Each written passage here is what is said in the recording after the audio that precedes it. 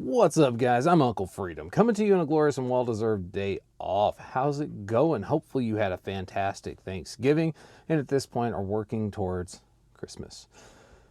How's it going, guys? So as always, like, subscribe, tell a friend. That's how we defeat the algorithm. You guys are freaking killing it, and it's awesome. Also, if you were looking to support the channel, take a look down in the description box below. There'll be a link that says support the channel. Click that link. It'll either take you to a Google Doc or my website, depending on when you view this video. And there you'll find links for all of the affiliates of the channel. People like Blue Alpha Gear Worn, Gun Mag Warehouse, Coltac, lots of great people down there. Follow those links. If you were going to do it anyway and you follow those, you get your cool gear and it helps the channel. And for that, I thank you. So over a year ago, I made a video on my issued patrol rifle as a cop. And a lot of people were surprised by that video, and it was an extremely popular video because I used more expensive firearms a lot of times. But I'm not a snob. I don't care. I just like guns in general. Good guns, guns that work, anyway. So in that video, I showcased out my Ruger AR-556. And a lot of people liked it, and there were a lot of people that bought them after that video, and they were very happy with their purchase. And I had somebody reach out and they were like, man, I would like to see an update on your patrol rifle. So fear not, family, we're going to do that today. We're going to take a look at my Ruger AR-556 in its current configuration. And I just qualified with this yesterday. So what is it? Well, it's a Ruger AR-556. It does not come looking the way this looks. The standard variant comes with the standard round polymer handguards, very basic M4 stock and grip, mil-spec charging handle, mil-spec everything in the internals of the gun, an extremely heavy contoured barrel, carbine-linked gas system, and that's it, right? It's 16-inch barrel, 1 1/8 twist, like very bare bones, like go inside and pick a rifle up off the shelf, and it's literally the boilerplate for the AR platform. Does come with polymer backup iron sights that I do not use, though I did use them when I took this rifle through classes and stuff, and I did qualify on them, and they were more than accurate enough for what we needed. So this rifle was issued to me November of 2021. Has that pin front sight base, carbine gas system, 1 1/8 twist, heavy contour barrel. We have seen some issues out of this gun though, as a whole. So my agency has 8 of these. I have one of them, I've seen. So there's 7 other rifles that are not this one hanging out at the station. Those rifles are all configured with the exact same handguard, a different vertical grip, but a vertical grip, the same flashlight, same M-LOK pick rail systems. And I leave stocks and stuff like that up to the individual officers. They can pick what they want. I'll put it on, they can run it. Now, some of the issues we saw is Ruger pins their front sight base through the top of the barrel and not the bottom, which is odd. It's not something you typically see. Now, keep in mind when I talk about these guns, is these guns spend on average 10 to 12 hours a day in this position in a truck doing that. It rattles them to death for 12 hours a day. It is hell on optics, and it is hell on anything that can be vibration sensitive. Your front sight pins, your taper pins are no exception to this rule. 3 rifles have had their taper pins walk out. 2 of them completely walked out, and 1 of them just had them starting to back out. Now, what I did is I contacted Ruger, and within 24 hours, I had brand new pins. I went to work. I reset all the pins in the entire department. At the same time, all the rifles, we've never had another issue with one of them walking loose again. The other one that was kind of weird, and this is a QC thing. And here's the thing. QC is one of those things you pay for when you buy expensive guns. This is not a very expensive gun. YouTube is very weird about me saying monetary prices at this point. So we'll just say this is between 600 and 800 burrito stamps, right? If y'all remember when Taco Bell burritos were like $1. So I should also add that this is a clear firearm. And I'm in an area of my home which I maintenance work on firearms. There's actually Kevlar panel along this back wall because I dry fire down here a lot. So no, nobody's going to get hurt. It's entirely safe what I'm doing right now. YouTube, that's for YouTube, not for you. So we had a loose barrel nut.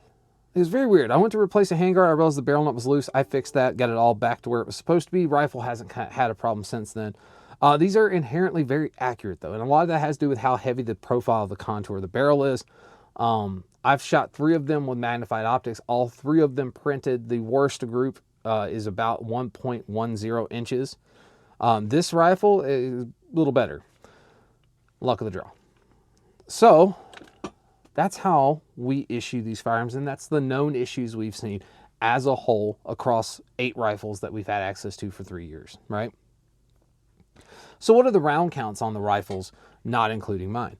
So I have 6 of those rifles right now that have a round count of 2,000 rounds. I'm the guy that tracks all this stuff. I keep tabs on it. I am a big fan of the Triad Tactical round count maintenance logbooks. They're awesome. Not an affiliate of mine. I buy his stuff because it's really good. Storm Tactical and Triad Tactical, both the same guys. Go check them out. So we got 2,000 rounds on 6 separate guns. And then I have one that's got 3,000 rounds on it. It was used by an officer that went through the academy. So that's 15,000 rounds between 7 guns. So just over 2,000 rounds per gun. And we have no malfunctions to speak of between them all, except for the actual mechanical failings that I fixed, and we haven't had an issue since. So from the stock configuration, what gets changed by me is they get the Magpul SL carbine linked gas foregrip. It actually is a little longer. It covers at the bottom of the gas block, allows you a little more room for purchase. Slate Black Industries vertical foregrip, 3M Duramount tape to hold the tape switch down, Expo Arms 5-slot aluminum Picatinny rail system, mount the flashlight to that. They all get a Streamlight HLX laser light. Not a fan of the laser part of it. With a pressure pad. That's what they're issued. They're not issued optics because that is just not something that I've been able to get done yet. But I am all for you having an optic. You bring it to me, I put it on, we go zero it, and you're welcome to run your optic. As far as furniture, pistol grips, stuff like that, that's completely at the discretion of the officer. If they want to change it, they can change it. Bring it to me. I'll fix it. You can run it out. Again, somebody's been like, you can't do that. You're a cop. Right. That was in response to this. Also a clear firearm. So this is my Gen 5 Glock 45 direct mount Acro X300. Everybody's like, I've never seen a duty pistol that looks that cool. I'm sorry that you can't do that, but I can't because I'm the guy that builds all this stuff for the entire freaking agency. So I can do whatever I want, provided it doesn't fail. Because if it fails, I wouldn't do it anyway. So what about mine? How should we do this? Should we do this tip to butt or let's go butt. So the rifle in its current configuration, I have a B5 system SOP mod style stock. I like this stock. I have lots of them. That's what's on this guy. I have the Die Freeco, an affiliate of the channel, Kung Fu grip. It's a very vertical grip. I like it because it puts my hand in a very natural position when I'm shouldering the rifle. I have a Wilson Combat ambidextrous safety selector on here. The trigger went. I don't like mil-spec triggers. I decided to give this one a go. This is the Rise Armament LE145. So 1-stage, 4.5-pound pull trigger using K&S anti-walk pins. I've had 0 issues out of this trigger. I am not a cassette trigger fan. If you go through any of my videos, I poo-poo all over cassette style triggers. This one hasn't had a problem. I like it. I like how it feels. Let's see, what else do we do? Magpul carbine length SL 4-end BCM shorty reversed grip, so I kind of have that dong, but it gives me a much better indexing point for shooting.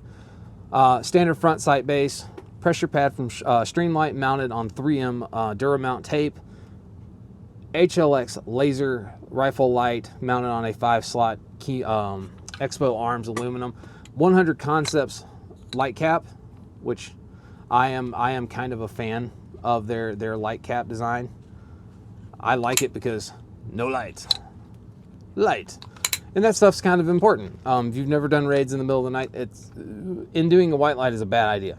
But I so far really like it. As far as some of the other stuff that got changed, I run the Radian Raptor SL, so slimline and tungsten gray on this guy. I love this very smooth system itself. I switched out the buffer though from the carbine buffer. Now I run an H1 buffer and I'm running a Springco white spring. I'm a huge proponent of Springco springs because they are absolutely bomb proof, and it's an immediate improvement. You switch them out and it's literally smoother cycling. It's easier on the recoil. It's just a better system all the way around. Put the right spring for what you need. They have blue, they have white red. I use the green ones in another gun that you'll see, the UFDR, the Uncle Freedom Duty Rifle. BCM QD spot here. I believe I've got BCM QDs on this guy. And then the optic. So the optic that was in the other one, I believe, was a primary arms. So this is the Aimpoint Duty RDS, and this is the Unity Micro S mount, or Fast S mount. So, or Micro S. So what this does, because the Duty RDS has a little bit of a taller footprint as it is, I can't run a standard, it's a T2 footprint.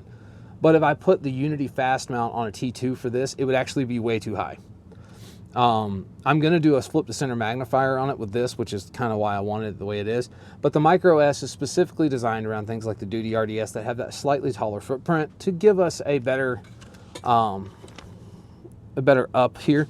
One of the things I like is you'll notice I have a blacked out cover on the front, but on the back, I have a red dot. I have a clear cover. So that means that as this thing, again, is riding around the truck getting the crap kicked out of it, if I don't have time to pop this, I still have my dot and I can shoot with both eyes open.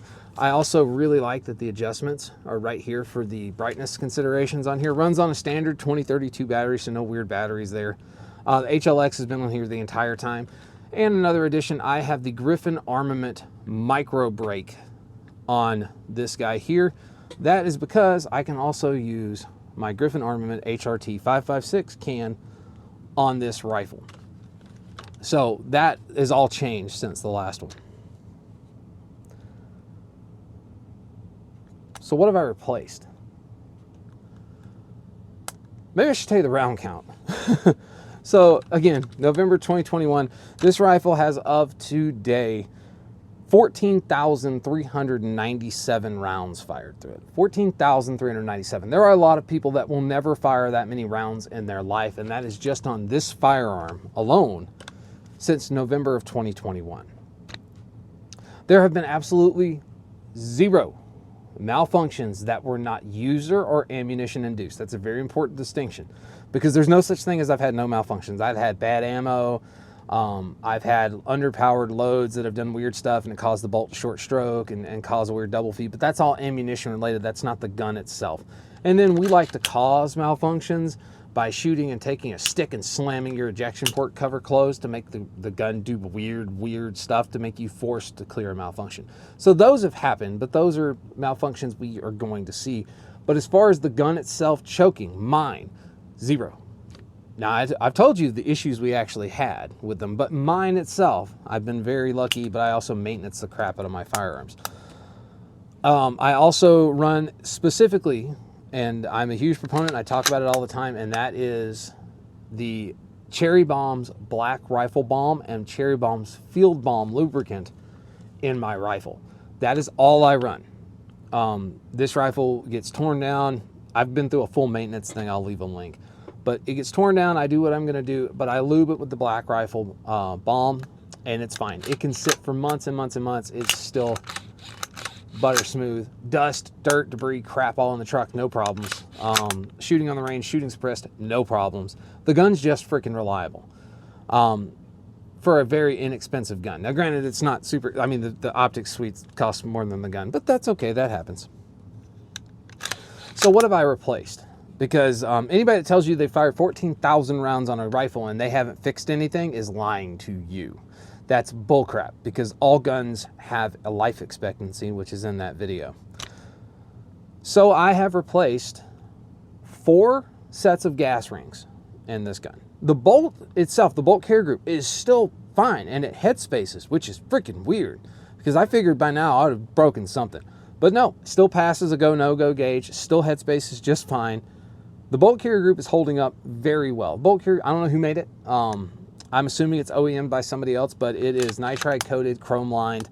But it's been really, really reliable. I have a brand new bolt carrier group to go into this gun with a headspace bolt and a new barrel, because I figure it's all going to die at the same time probably. But I have replaced 4 sets of gas rings at this point. Like I said, chamber still passes the go or no-go gauge. I did replace the buffer, so I now have an H1 buffer instead of the standard carbine buffer, and I now have a Springco white spring because, again, as I said, it's the best improvement you're going to make. And I was due a new spring, but Springco springs have over 20,000 life cycles on them.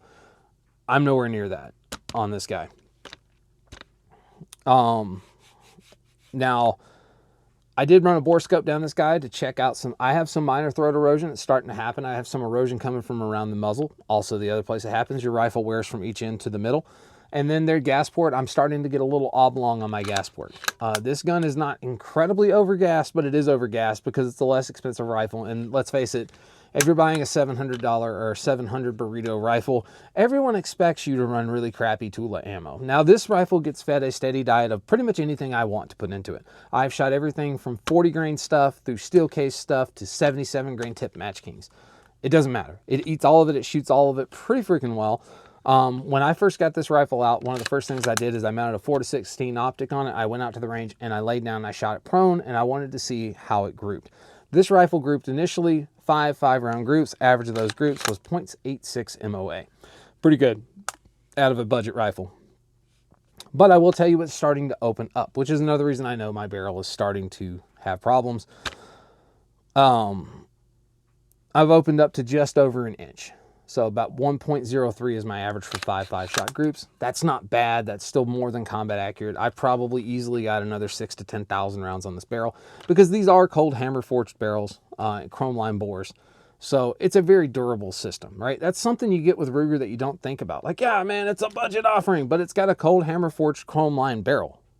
That's very heavy contour. It's awesome, right?